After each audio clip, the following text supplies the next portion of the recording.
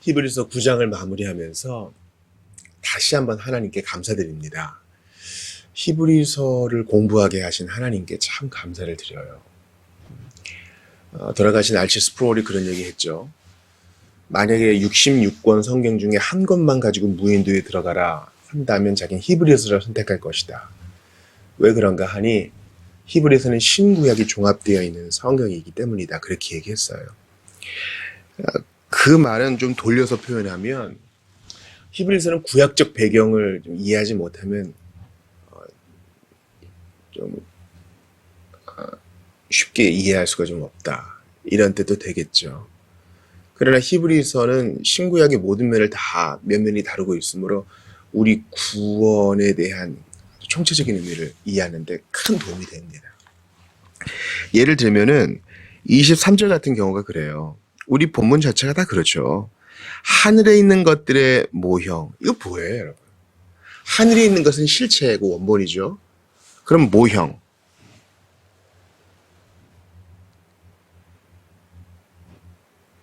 이런 것들로서 정결하게 할 필요가 있었으나 바로 이 땅에 있는 장막을 말하는 거죠. 땅에 있는 성막과 성전 말하는 것입니다. 그것을 바로 24절에서는 참것의 그림자인 손으로 만든 성소라고 표현했죠. 아, 하늘의 실체가 있고 땅의 그림자하고 모형이 있구나. 이게 보시면 되겠어요. 그러면 우리가 논리적으로 이렇게 생각할 수 있죠. 아, 하늘에도 성소가 있구나. 물론 하늘에 그 진짜 등잔대가 있어서 그것의 모형인 작은 등잔대가 성막에 있다. 그렇게 보시면 안 돼요. 오, 하늘에도 떡상이 있고 땅에도 떡상이 있네. 그렇게 보시면 안 되는 것이죠. 하늘에 있는 향단, 그걸 어떤 금으로 만들어졌을까? 아무튼 땅에도 향단이 있구나. 이렇게 보시면 안 되는 것입니다. 그것은 어떤 영적 상징을 의미한 거예요. 요한계시록 해석할 때랑 같은 의미죠. 떡상은 주님과의 교제죠. 누구와 밥을 겸상한다는 것은 교제의 깊은 측면을 얘기하는 거 아닙니까? 또 이 등대는 무엇을 얘기합니까? 하나님이 계시죠. 하나님이 계시하시고 말씀하시는 분. 향단은 기도를 상징하겠죠. 그러나 죄에 빠진 인간은 그거 아무 상관없어요. 죄에 빠진 인간은 하나님이 계시는커녕 계시를 받기는커녕 진노를 받아야 마땅하죠. 죄로 인해 하나님과 관계가 단절된 인간은 떡상이 뭐예요? 교제가 뭐예요? 하나님께 심판을 받아야 되는데 하나님과의 교제가 단절된 인간은 기도로 나갈 수 없어요. 어떻게 감히 하나님 앞에 섭니까? 심판주로서 주님의 징벌을 받아야죠. 그래서 땅에 있는 장막에는요 여러 가지 절차가 필요해요. 일단 피가 없이는 그 안에 못 들어가요. 그죠? 이 외소라고 하는 떡상과 쟁설병이 있죠. 그다음에 향단과 등잔대가 있는 그 안에 들어가기 위해서라도 앞에서 피의 제물을 드리고 손 씻고 들어가야 되는 것입니다. 이걸 무엇을 얘기하는 겁니까? 하늘에 있는 성소. 그래서 주님을 만나기 위해서는 반드시 피가 뿌려져야 됩니다. 그것은 땅에서도 그렇고 하늘에서도 그렇다는 거예요. 다시 한번 23절 보세요. 하늘에 있는 그것들은 이런 것들보다 더 좋은 제물로 할지니라. 이해가 되시죠? 예수 그리스도의 피는 이 땅에 있는 성소의 휘장을 끊어버렸죠. 갈라버렸단 말이에요. 그런데 그것은 하늘 성소에서 뿌려졌다는 것이 예수 그리스도의 피가. 예수 그리스도는 하늘 성소의 제물로 드려졌습니다. 여러분 이런 개념을 모르시는 분들도 많아요. 히브리서를 공부 안 해보시면 모르는 거죠. 아, 예수님이 그냥 우리 사랑하셔서 사형당하셨고 그렇게 끔찍하게 고문당하셨고 로마의 그런 채찍과 이런 걸로 봤을 때는 갈비뼈가 드러날 정도로 맞으셨겠네. 정말 고통을 당하셨겠구나. 그런 감성적인 측면만 강조하면은요 이런 층위를 볼 수 없어요. 피는 옛날에도 흘려져야 됐고 지금도 흘려져야 됐으며 하늘뿐만 아니라 땅에서 흘려져야 했던 거예요. 왜냐하면 피의 생명이 있기 때문에 우리가 피에 대해서 계속 봤죠.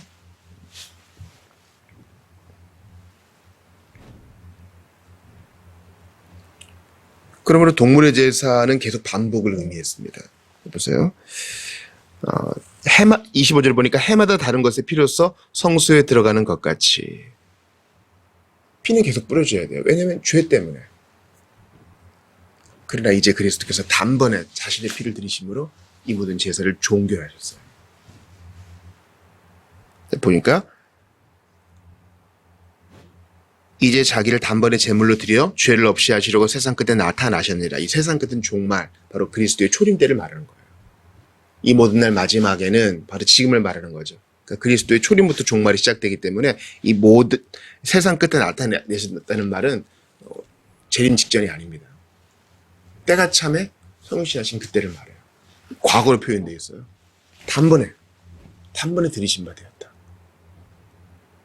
이 종결된 사건이기 때문에 이것을 이제 믿음으로 말미암아 우리는 양심이 자유로운 삶, 더 이상 동물 제사를 드리지 않아도 되는 삶, 그리고 복잡한 규례로서 하나님과 멀어진 삶이 아니라 이제 주님과 직접 교제할 수 있는 삶이 열렸다는 거예요. 이걸 가볍게 보시면 안 돼요, 여러분. 뜻이 하늘에서 이룬 것 같이 땅에서도 이루어지이다.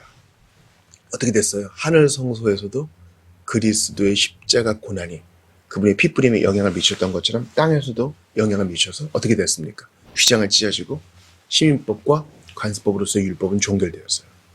아주 자유로운, 복음 안에서 주는 자유를 누리게 된 거예요. 그러니까 여러분, 저는요, 이런 걸 생각할 때마다 막 전율이 느껴지는데, 하늘과 땅이 연결되어 있어요. 너희가 땅에서 묶으면 하늘에서도 묶일 것이요. 너희가 땅에서 풀면 하늘에서 풀리라. 이거 이제 권징에 대한 거거든요. 연결되어 있어요. 영향을 미쳐요. 또 영향을 받아요. 땅과 하늘이 연결되어 있어요. 신자들에게 말이죠. 이 땅에서 죄인 하나가 회심하면 하늘에서 천사들이 기뻐요. 연결되어 있어요. 영향을 주고받아요. 이 땅에서 우리가 주님을 섬기면 마땅히 해야 될 일이지만 주님이 영광을 받으시고 기뻐하세요. 그리고 상을 주시고 힘을 주세요. 영향을 주고받아요. 우리가 이거를 깨닫지 못한다는 것은요, 상대의 영적 생활에 있어서 손해예요. 엘리사의 젊은 종의 눈이 열렸던 것처럼 우리 눈이 열려야 돼요. 하늘과 땅이 연결돼 있어요. 우리는 이 땅에서 그냥 돈 좋잖아요. 돈 쫓고, 사람들의 관심 쫓고, 명예 쫓고, 내 커리어 쫓고, 내 만족 쫓고, 이렇게 땅의 것들에 이렇게 매몰돼 살아요. 아니요. 그렇게만 살아서는 안 돼요. 이 땅의 일들이 하늘에 영향을 주고 하늘에서 거기에 대해서 또한 영향을 우리에게 끼친다는 사실, 땅과 하늘이 연결되어 있다는 사실, 뜻이 하늘에서 이룬 것 같이 땅에서도 이루어지이다. 우리의 순종 까닭에 하나님이 미소 지으신다는 것, 이 땅에서의 주님을 섬기는 것 까닭에 하늘 문이 열려 복이 쏟아진다는 사실, 이걸 기억해야 돼요. 하늘 성소와 땅에 있는 성소를 연결지어 생각하면서 우리는 그런 적용까지 나아가야 한다는 것입니다. 우리가 이것을 기대할 수 있는 이유는 주님께서 단번에 이 일을 이루셨기 때문이에요. 해마다 죄를 상기시키는 데 필요한 도구인 늘 드리는 바, 이 피의 제물은 그것 자체로 불완전하다는 것을 의미해요. 그러나 그리스도는 온전한 제물로 드리셨죠. 그렇기 때문에 우리는 그리스도 안에서 좀 뻔뻔할 수 있어요. 주여 복을 주옵소서. 기대할 수 있어요. 하나님 이 상황을 해결해 주옵소서. 더 이상 죄 문제로 질질 끌려다니지 않아요. 이제 아버지 앞에 당당히 나아가서 해결해 주세요. 도와주십시오. 매달릴 수 있어요.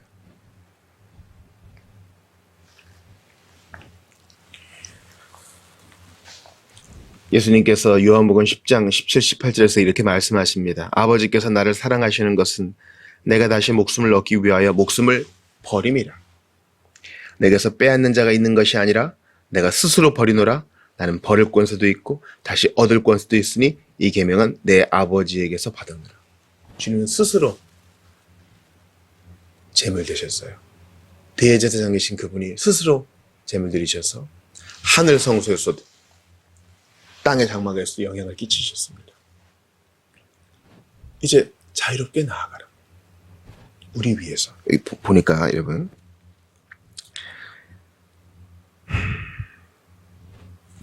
24절 보세요. 그리스도께서는 참것의 그림자인 손으로 만든 성소에 들어가지 아니하시고 바로 그 하늘에 들어가서 이제 우리를 위하여 하나님 앞에 나타나시고, 주님이 고난당하시고 하늘 성소에도 영향을 끼치시고 온전한 제물로 자기를 드리시는 우리를 위함이에요. 우리는 주님께 해드린 거 없거든요. 주님이 우리한테 크게 아쉬운 게 있는 게 아니에요. 그 사랑 때문에 피 흘리시고 대제사장의 일을 하시고 지금도 우리를 위해 기도하시고 지금도 우리를 도우세요. 우리를 위하여. 마음에 새기세요. 오늘 이 본문에 기억해야 될 키워드가 많은데 우리를 위하여 단번에 이 일을 이루셨어요. 그리고 지금도 우리를 위하세요. 또 기억해야 될 것은 한 번 죽는 것은 사람에게 정해진 것이요 그 후에는 심판이 있다는 것입니다. 심판, 이 키워드를 기억하세요. 모든 사람이 다 부활해요. 그러나 영생의 부활이냐, 심판의 부활이냐, 영벌의 부활이냐, 이건 다른 것이죠. 심판으로부터 누가 자유롭습니까? 바로 우리예요. 입맞지 않은 자들에게는 심판은 고역이요, 한수입니다. 그리고 이미 심판을 받고 있어요. 오늘 기억해야 될 또 다른 키워드는 바로 재림입니다. 재림이란 말이 공공연히 나타나지 않지만 29절, 28절 보세요. 이와 같이 그리스도도 많은 사람의 죄를 담당하시려고 단번에 들이신 바 되었고, 또 나오죠. 단번에 들이신 바 되셨고, 두 번이나 단번에가 나와요. 구원에 이르기 위하여 죄와 상관없이 자기를 바라는 자들에게, 우리죠, 두 번째 나타나시리라. 두 번째 나타나심, 이게 재림이죠. 오늘 부분에 키워드가 여러 가지가 있어요. 우리를 위하여, 단번에, 심판, 마지막으로 재림. 심판과 재림은 우리에게 기쁜 소식이에요. 여전히 우리에게 복음인 거예요. 왜냐하면 그분이 재림하시면 우리 이제 몸의 부활을 입어 잠자던 육체를 새로운 몸을 입고 우리는 주님과 함께 영원히 다스리게 되며 그 나라에서 영원히 주님과 함께 거하게 될 것이기 때문입니다. 재림은 우리에게 기쁜 소식이에요. 우리를 구원에 이르기 위하여, 영원한 구원, 영화라고 할 수 있죠. 우리를 구원에 이르기 위하여. 그러니까 예수님이 초림은 죄를 없이 하시려고 오셨고, 재림은 우리의 영원한 구원을 위하여. 죄와 상관없이 자기를 바라는 자들, 바로 우리를 위해 나타나실 것이라는 사실입니다. 여러분, 심판과 재림 많이 생각하세요? 땅의 것들이 줄줄 끌어다니다가는요, 이런 거 생각 못해요. 의도적으로 말씀 앞에 서야 돼요. 그래야 단번에라는 신학적 의미도 알게 되고 하늘 성수도 깨닫게 되고 우리를 위한 피 흘림도 생각하게 되며 그분의 희생제물 되심, 심판으로부터 건져주심, 재림을 사모하게 하심, 이 복됨 속에 거할 수 있어요. 그러므로 부지런히 여러분 말씀 읽으셔야 돼요. 부지런히. 신학적 교육, 이건요 목회자들과 어떤 일부 소수를 위한 것들이 아니에요. 모든 성도는 다 이런 신학적 교육을 받아야 돼요. 우리 성도들이 할 게 많아요. 성경도 통독해야 되고요, 말씀의 신학적인 미도 배워야 되고, 그리고 교리 교육도 받아야 되겠죠. 기도도 열심히 해야 돼요. 이 땅에 게으른 성도란 말은 존재할 수 없는 말이에요.